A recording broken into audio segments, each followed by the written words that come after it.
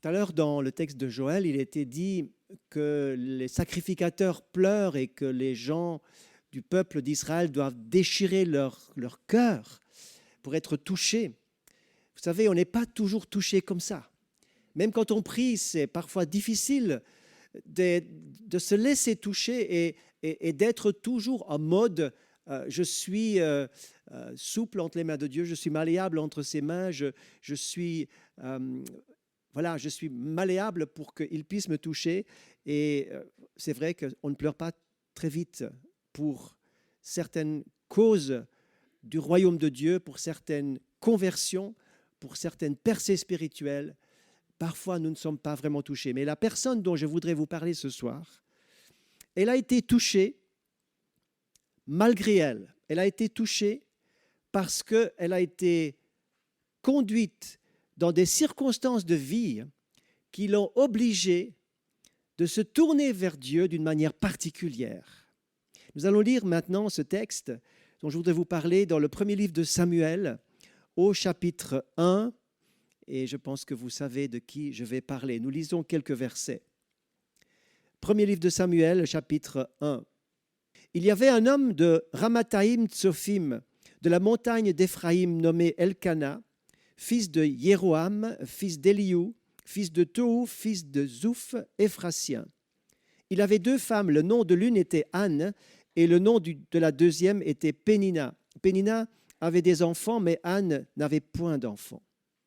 Chaque année, cet homme montait de sa ville à Silo pour se prosterner devant l'Éternel des armées et pour lui offrir des sacrifices. Là se trouvaient les deux fils d'Élie, Ophni et Phinéas, sacrificateurs de l'Éternel. Le jour où Elkana offrait son sacrifice, il donnait des parts à sa femme Pénina, ainsi qu'à tous ses fils et toutes ses filles. Mais il donnait à Anne une part double, car il aimait Anne, que l'Éternel avait rendue stérile. Sa rivale ne cessait de lui causer du chagrin pour qu'elle se révolte parce que l'Éternel l'avait rendue stérile. Toutes les années, il en était ainsi. Chaque fois que Anne montait à la maison de l'Éternel, Pénina lui causait du chagrin de la même manière. Alors, elle pleurait et ne mangeait pas. Elkana, son mari, lui dit, « Anne, pourquoi pleures-tu, ne manges-tu pas? Pourquoi ton cœur est-il attristé? Est-ce que je ne vaux pas pour toi mieux que 10 fils? » Anne se leva, après qu'on eut mangé et bu à Silo. Le sacrificateur Élie était assis sur un siège près du montant de la porte du temple de l'Éternel. Et l'amertume dans l'âme, elle pria l'Éternel et pleura beaucoup. Jusque-là, je vous invite à la prière encore une fois. Seigneur, merci parce que nous sommes devant ta parole et c'est seulement ton esprit qui peut nous expliquer ta parole, qui peut nous transmettre le message et cette parole de vie, ce pain de vie dans nos cœurs comme une semence, Seigneur, qui va produire quelque chose, qui va lever, Seigneur, qui va produire un fruit, qui va faire en sorte que, Seigneur, ce message va, Seigneur, non seulement nous toucher, mais aussi nous apporter un changement dont nous avons tellement besoin. Nous te bénissons, Seigneur, de ce que tu es le même hier, aujourd'hui, éternellement, et Seigneur, de ce qui s'est passé il y a si longtemps, va être actualisé pour nous à cause de la vie que tu nous donnes par le Saint-Esprit. Amen. Amen.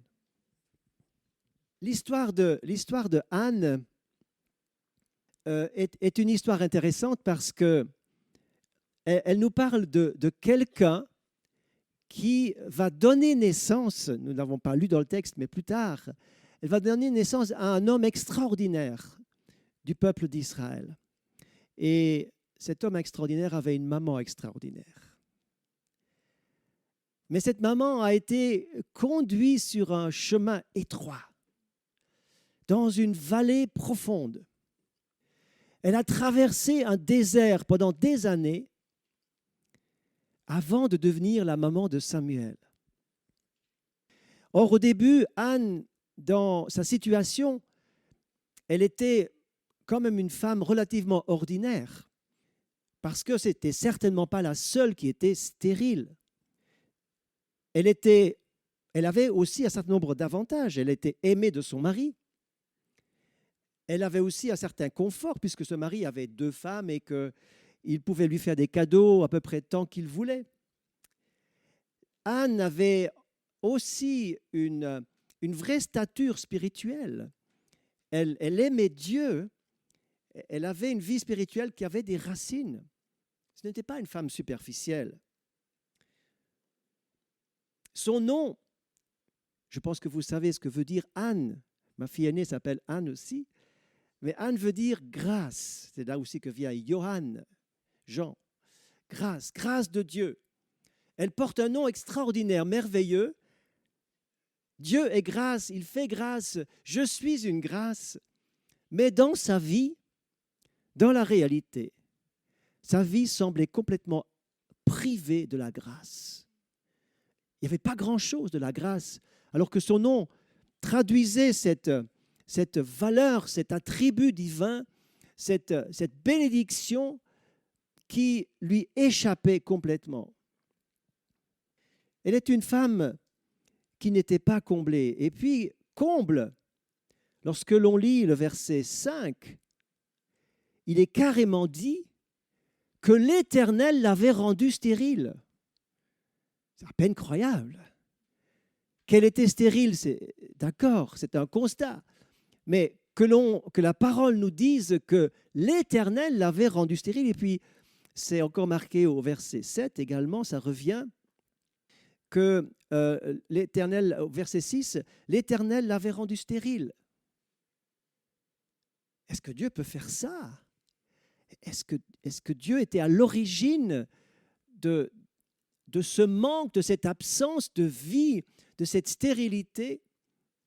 Parce que voyez-vous, une stérilité pour une femme de l'époque, c'était littéralement un drame. Il fallait avoir des enfants. Et je reviens à l'Inde, c'est également un drame là-bas quand les couples n'ont pas d'enfants.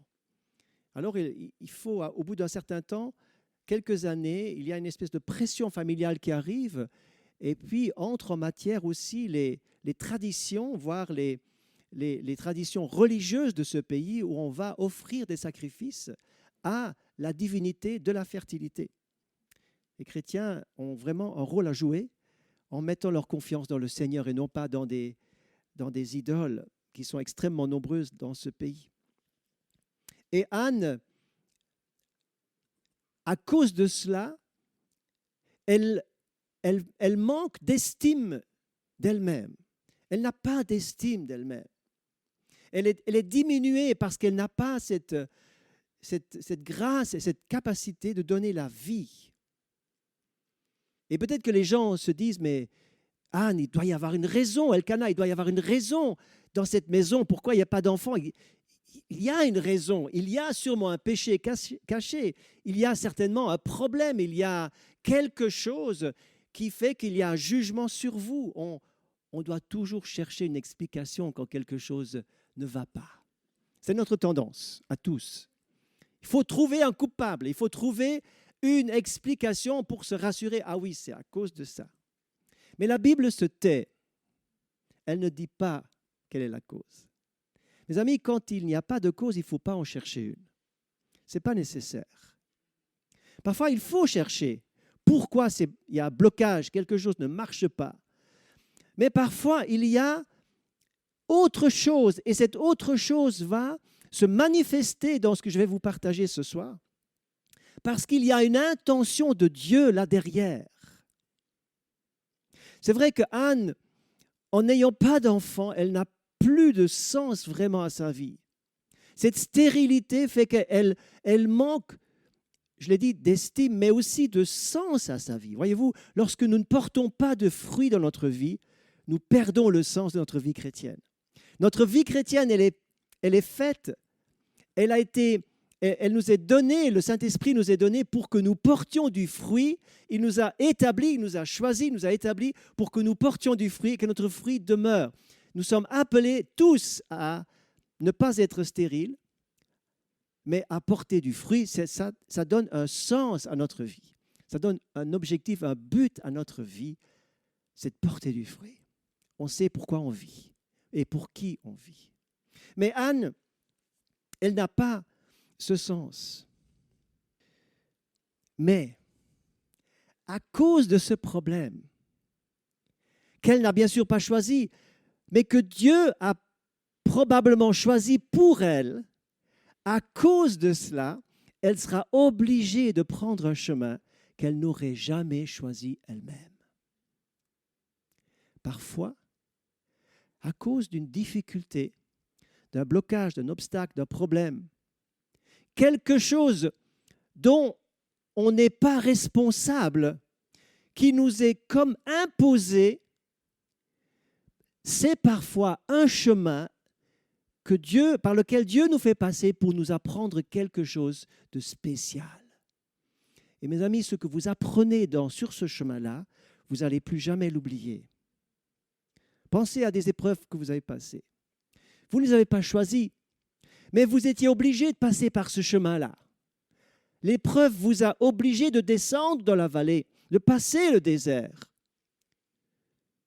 Mais c'est là que vous avez fait des rencontres, que vous avez reçu une révélation, que vous avez été touché et transformé, au point que les fruits sont encore là aujourd'hui, n'est-ce pas vrai? Anne, donc, elle n'a pas de but dans sa vie. Elle est fidèle au Seigneur, elle aime Dieu, elle questionne Dieu. Il y a comme un poids sur elle parce qu'on pose des questions, mais il doit y avoir quelque chose. Pourquoi? Est-ce que tu as bien regardé dans ta vie? Est-ce que tu as tout confessé? Est-ce que tu as demandé pardon pour toutes choses? Est-ce que il faut expliquer? Elle avait ce poids moral sur elle. Mais pas que ça. Elle vivait également une grande, grande, grande solitude. Une énorme solitude. Regardez, dans sa propre maison, une solitude incroyable. Il y a cette deuxième femme qui fait partie du ménage, dont tout le monde sait que la polygamie n'est pas dans le plan original de Dieu, mais elle était tolérée à l'époque. Mais cette deuxième femme, qui n'est pas croyante, qui pousse Anne à se révolter contre Dieu, cette femme, elle a tout ce qu'elle veut. Tout est là. Des enfants, plusieurs.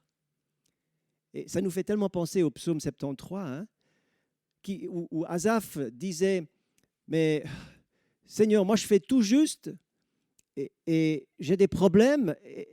Et les autres, les païens dehors, ils mangent, ils boivent, ils ont du bonheur, ils ont tout leur réussi.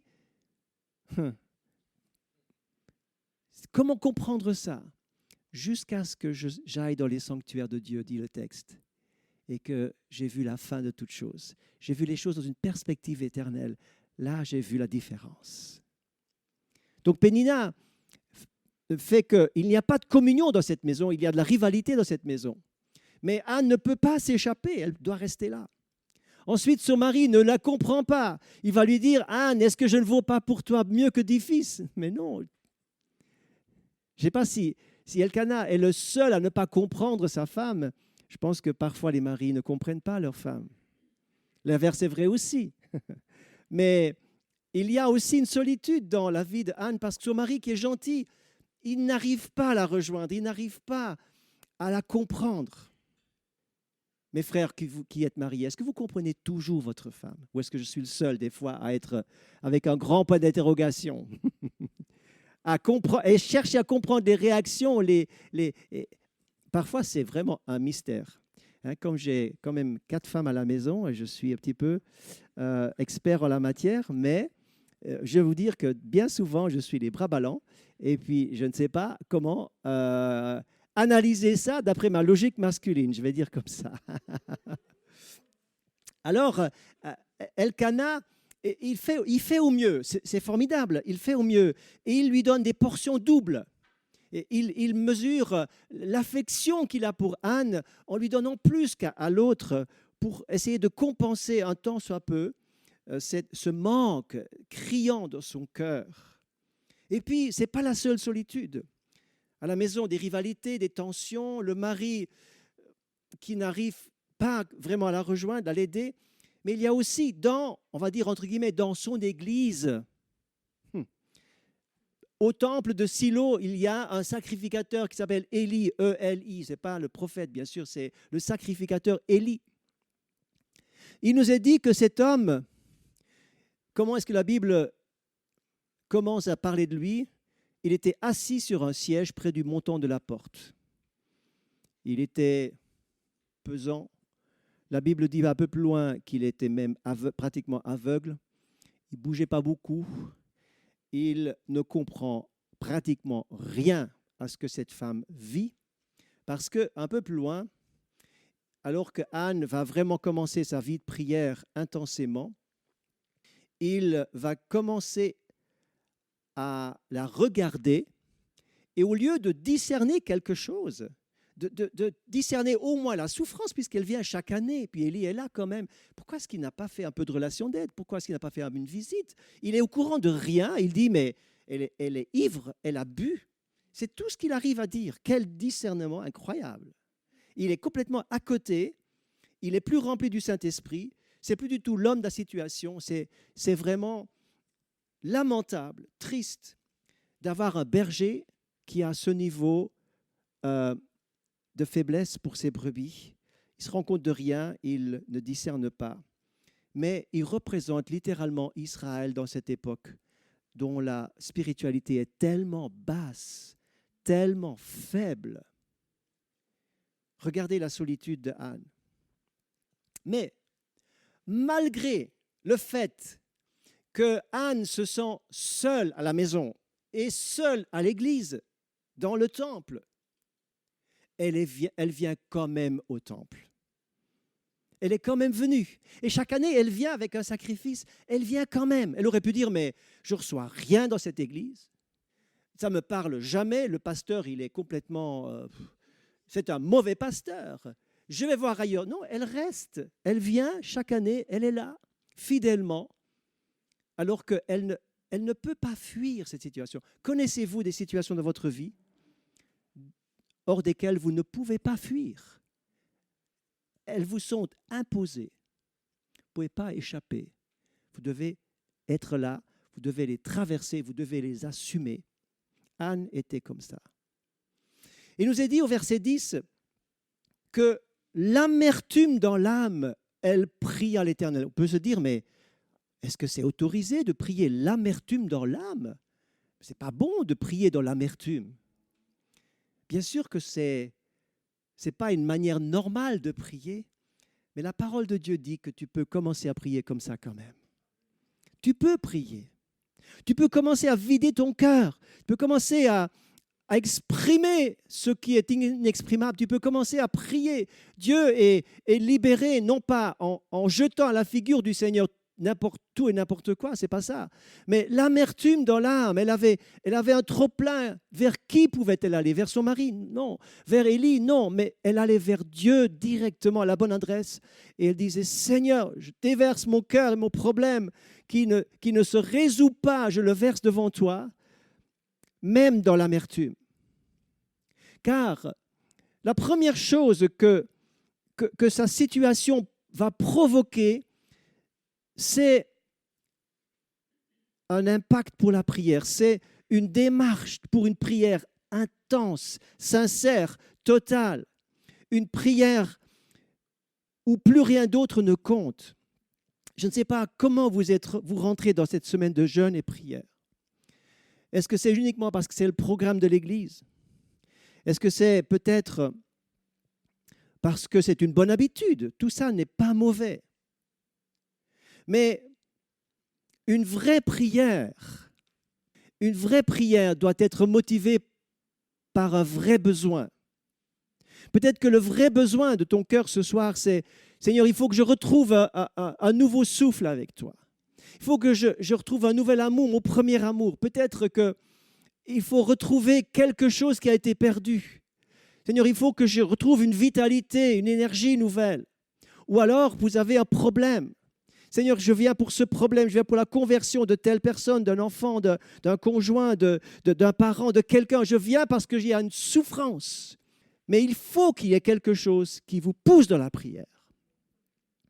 S'il n'y a aucune motivation, aucun moteur, ça ne sert à rien. À un moment donné, il faut quelque chose qui nous pousse dans la prière. Et peut-être que si ce soir tu n'as aucune motivation particulière, tu peux demander que Dieu allume ce moteur. et dit, Seigneur, mets quelque chose en moi pour que je sois poussé dans la prière. Anne n'avait pas besoin de quelqu'un. La souffrance l'a poussée. Et c'est pour ça que l'épreuve parfois habite dans nos cœurs, dans nos maisons, pour que, à cause de la souffrance, elle nous pousse dans la prière. Elle nous met les genoux à terre. Elle est comme un poids qui vient du ciel et nous ne pouvons plus rester juste les bras croisés. Et nous sommes obligés de plier les genoux. Anne commence sa vie de prière comme ça. L'amertume dans l'âme, elle pleura beaucoup. C'est à cause de son amertume, de sa souffrance, que les larmes sont sorties. Je disais tout à l'heure que ça ne vient pas toujours tout seul, les larmes. Je n'ai pas toujours pleuré pour ma famille, pour la conversion de ma famille. J'ai mis du temps pour ça. Et ce n'est pas sorti comme ça, juste par émotion. Ça dépend le contexte dans lequel vous êtes. Et quand il y a un contexte de conflit, de confrontation ou de dureté, il faut vraiment que le Saint-Esprit touche nos cœurs, sinon on ne pleure pas. Sinon on ne peut pas pleurer. Il faut que le Saint-Esprit vienne. Et dans cette souffrance de Anne, le Saint-Esprit va commencer à travailler. Elle va commencer à déposer son fardeau tranquillement, sans être accompagnée par personne. Elle est seule devant Dieu. Ne vous faites pas de soucis si vous êtes seul dans cette semaine. Ce n'est pas grave. C'est bien qu'on puisse te demander comment ça va, est-ce que je peux prier avec toi? Oui, c'est bien. Mais ce n'est pas grave si on est seul, ce n'est pas un problème. On peut tout à fait vivre des choses extraordinaires en étant seul devant Dieu. Et Anne va refuser de se prendre en pitié. Et ça, c'est une première chose que j'aimerais vraiment vous dire. Ne vous prenez pas en pitié et cessez de vous considérer comme une pauvre victime. Je suis stérile. Seigneur, ce n'est pas de ma faute, franchement, c'est peut-être la faute de ceci ou de cela, ou c'est à cause de toi. Seigneur, je ne comprends rien. Et elle a refusé de se considérer comme une pauvre victime, mais elle est entrée dans une démarche dans laquelle nous voulons nous aussi rentrer et dont je vais vous montrer le chemin ce soir.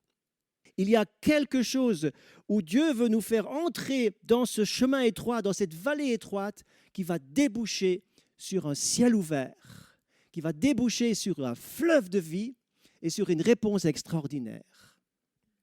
Et lorsqu'elle est en train de prier, je me suis dit, elle a peut-être prié comme ça. « Ô Dieu d'Abraham, d'Isaac, de Jacob, réponds-moi.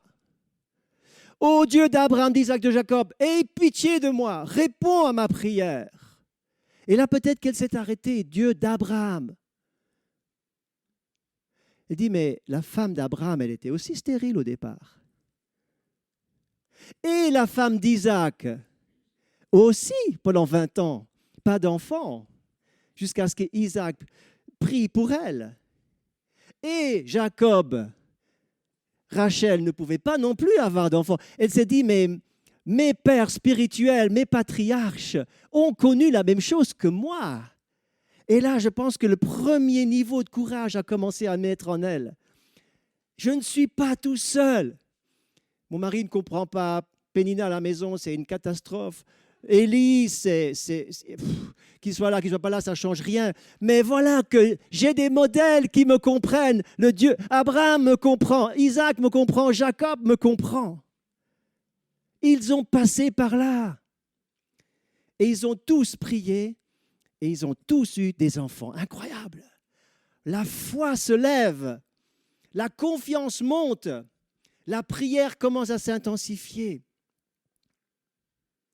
Elle est en train de passer du pourquoi au pourquoi. Ça veut dire, au lieu de s'arrêter, pourquoi Seigneur, pourquoi ceci, pourquoi cela.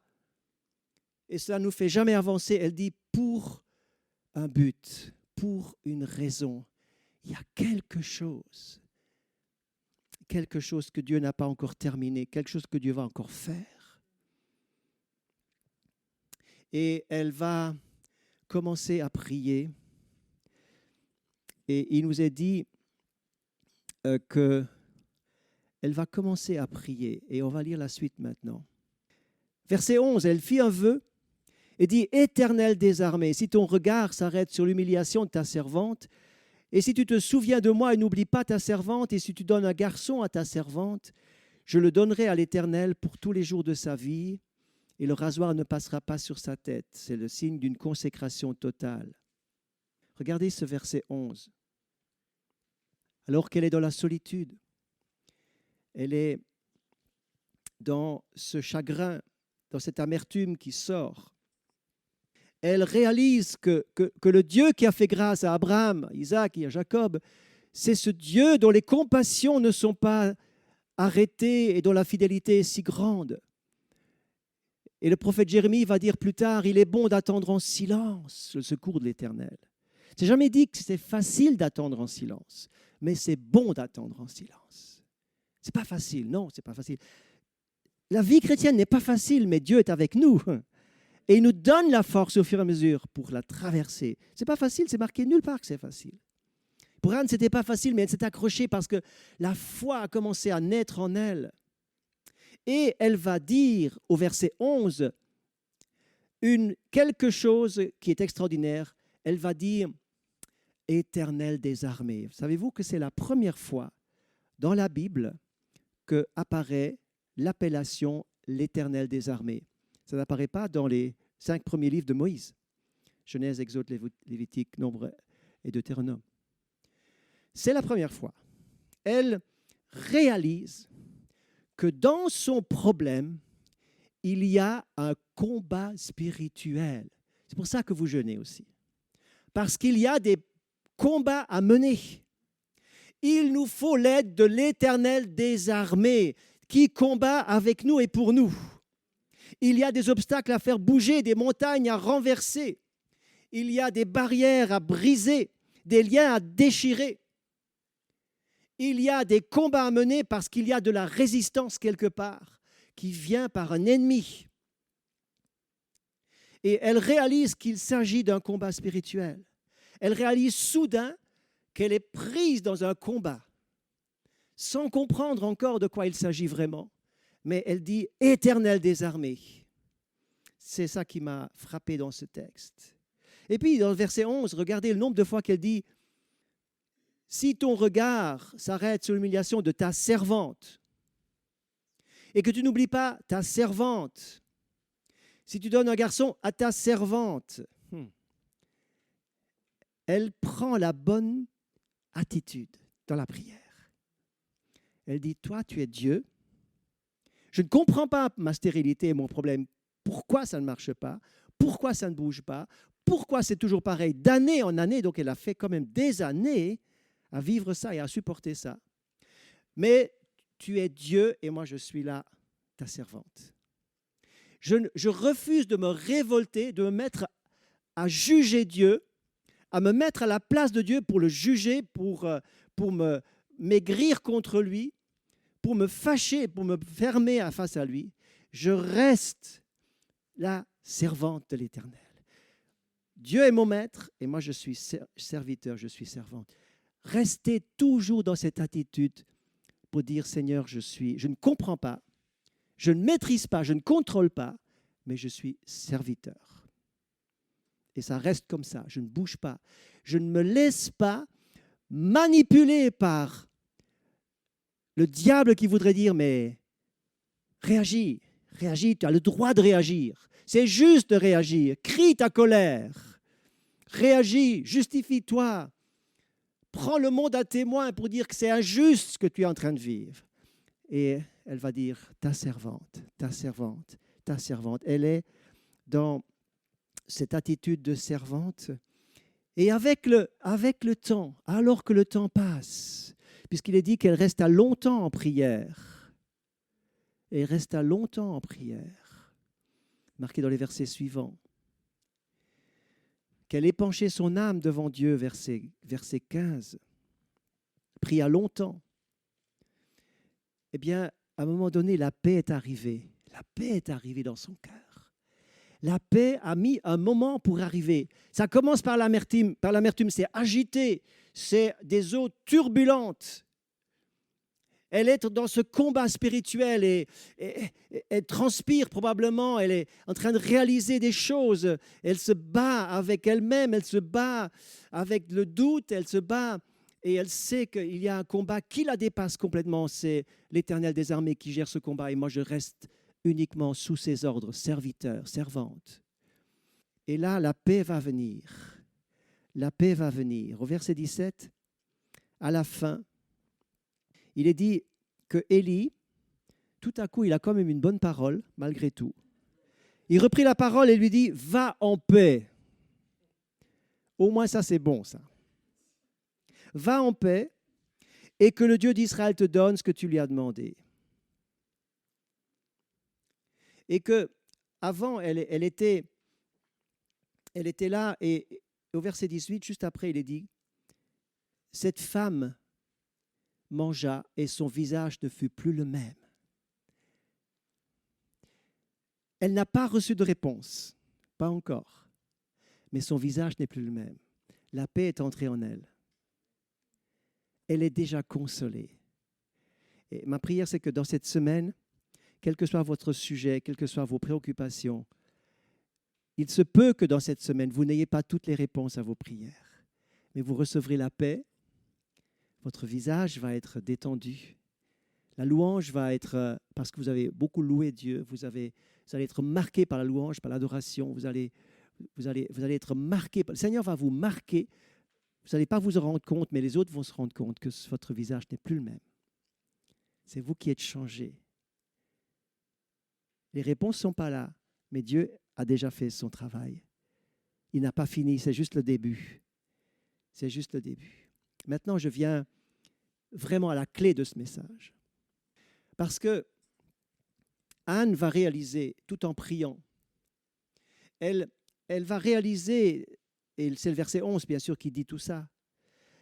Elle prie, elle dit, « Seigneur, donne-moi un enfant. » Seigneur, pourquoi? Elle va dépasser tous ces stades.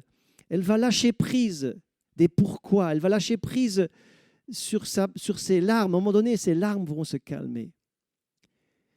Et là, dans la paix, la confiance et la foi qui montent dans son cœur, elle va voir ce que personne n'avait vu. Elle va voir l'état réel du peuple. Élie était un peu ce représentant du peuple. Au niveau spirituel, c'est très bas, c'est très très pauvre. Et Anne va voir le peuple tel qu'il est. Elle va voir la misère, la pauvreté spirituelle. Et elle va dire, Seigneur, ce n'est pas possible, moi je n'avais jamais remarqué. J'étais trop dans mon cocon à la maison quand même. Mais en regardant, en recevant une vision de toi, je vois autour de moi le désert spirituel, les ténèbres. Il n'y a plus de prophètes, il n'y a plus de juges, il n'y a plus personne qui est valable, qui tient la route. Il n'y a quasi plus rien, la lampe de l'Éternel est pratiquement éteinte. Il n'y a plus qu'un lumignon qui fume encore. Il y a tant de besoins, c'est urgent, Seigneur. Et là, tout à coup, elle voit ce que Dieu voit. Voyez-vous, c'est ça la prière inspirée. La prière inspirée, c'est voir les choses comme Dieu voit les choses. Parce qu'au début, elle se voyait que elle et son problème.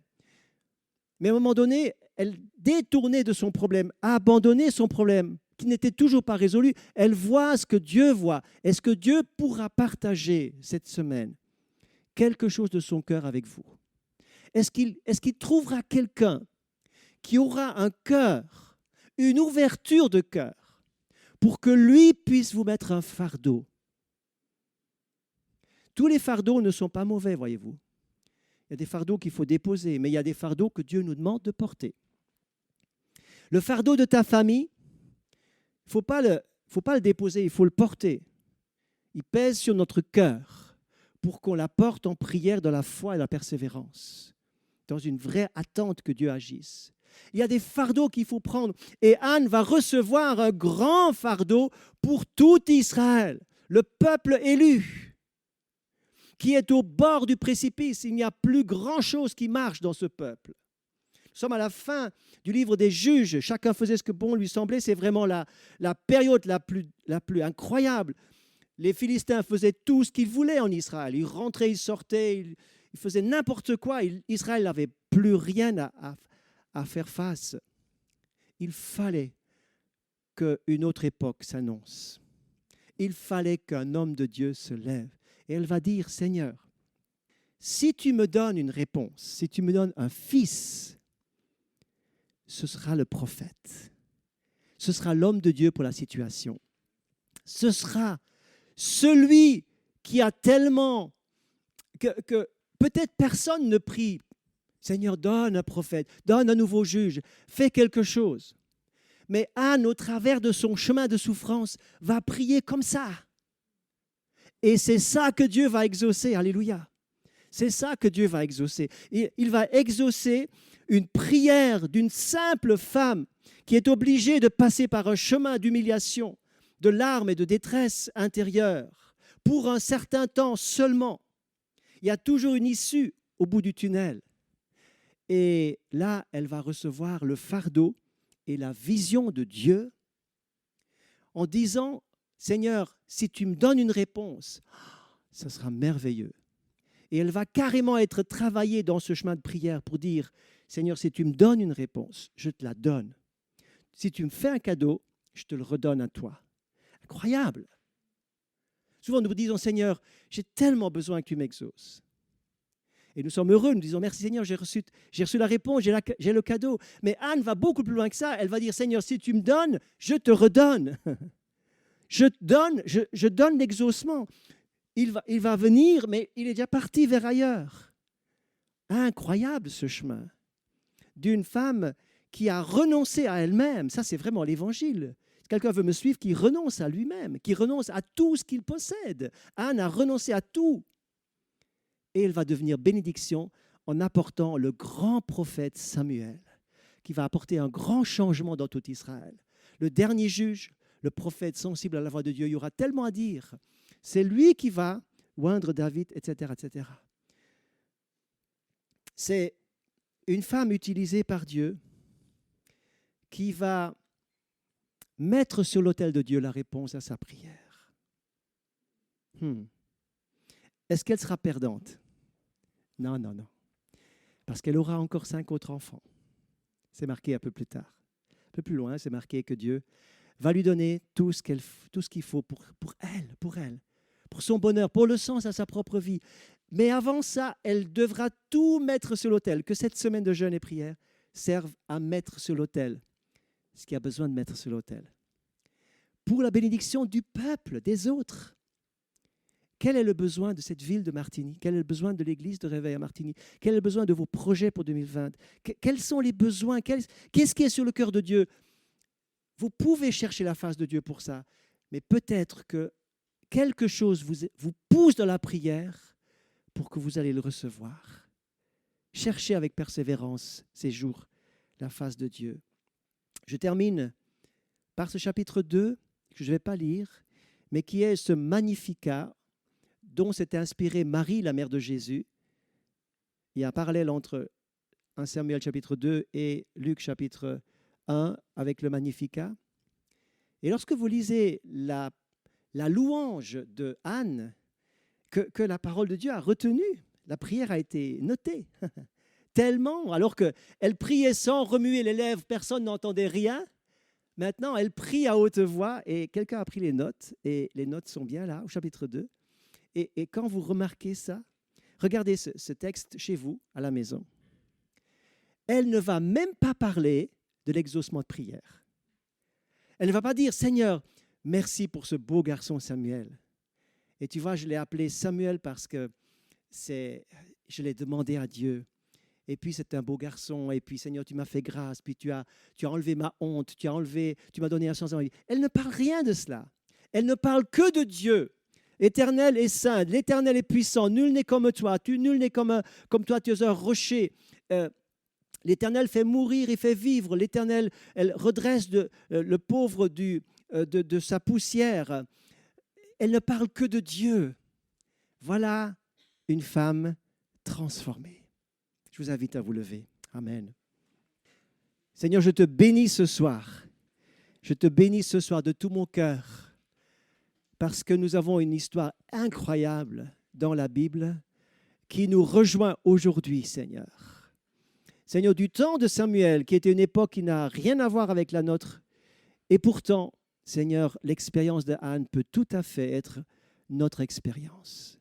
Seigneur, je te prie ce soir que le même esprit qui a travaillé le cœur de Anne, qui l'a amené à passer ce désert et ce tunnel, Seigneur, que ce même esprit de Jésus vienne nous toucher ce soir, vienne nous inspirer, Seigneur. Et pour que Anne puisse dire, Seigneur, si tu me donnes un fils, je te le consacrerai. Eh bien, on ne peut pas dire les choses comme ça à la légère. Elle a fait tout un chemin. Je prie que l'Église de réveil ici fasse ce chemin, Seigneur, pour vraiment apporter l'exaucement des prières en forme de louange, en forme de reconnaissance, mais aussi en forme de cadeau, en forme de don pour le monde autour de nous. Seigneur, pour l'Église, mais aussi pour cette ville, pour la mission, pour ce qui est autour de nous, pour nos familles, Seigneur, que nous soyons tous les uns et les autres un cadeau pour ce monde au nom de Jésus. Seigneur, que nous puissions voir l'état général de l'Église, l'état de notre monde. Seigneur, nous savons que tu viens bientôt. Il y a tant d'éléments, Seigneur, qui sont en train de se mettre en place. Seigneur, donne-nous ce regard divin sur nos cœurs, que nous puissions voir les choses. Seigneur, enlève de nous l'aveuglement. Élie était aveugle alors que Anne voyait. Seigneur, Élie ne priait pas, Anne priait. Seigneur, Élie, il laissait faire n'importe quoi à ses fils. Anne, Seigneur, a tenu sa vie dans la droiture, Seigneur, malgré ces circonstances défavorables. Elle venait dans la maison de Dieu avec une prière forte. Seigneur, Anne avait de la foi, encouragée par les Écritures et par les exemples bibliques, Seigneur, avant elle. Eh bien, Seigneur, elle a été encouragée. De même, Seigneur, lorsque nous lisons la Bible, nous sommes encouragés. Seigneur, je prie que la lecture biblique devienne encouragement pour chacun. Non pas routine, non pas, Seigneur, on connaît déjà, on a déjà lu, Seigneur, mais que ça devienne le pain de vie pour chacun, Seigneur. Je prie que, Seigneur, il y ait une vivacité, une vigueur nouvelle dans l'Église, parmi le peuple de Dieu qui prie au nom de Jésus, c'est ma prière. Et que, Seigneur, à la fin, nous puissions te louer, non pas centré sur nous, mais centré sur toi. Tu es le centre, tu es la réponse. Tu es vraiment l'alpha et l'oméga. Tu es celui qui, même, Seigneur, si au départ, ça nous choque en disant « l'Éternel l'avait rendu stérile », eh bien, à la fin, nous disons « waouh, quel projet de Dieu, quel plan de Dieu extraordinaire !» Malgré un démarrage si compliqué et incompréhensible, Seigneur, tu es merveilleux. Nous t'adorons ce soir. Alléluia, alléluia. Je vous invite à réfléchir à cette histoire, à réfléchir, à la repasser en vous, à tirer les leçons pour votre vie également. Prenez exemple d'une femme qui a formulé une prière inspirée et qui a été exaucée et dont l'exaucement a dépassé complètement sa vie personnelle. L'exaucement a été complètement surdimensionné par rapport à ce qu'elle avait pensé au départ. Alléluia. Amen, Jésus. Amen.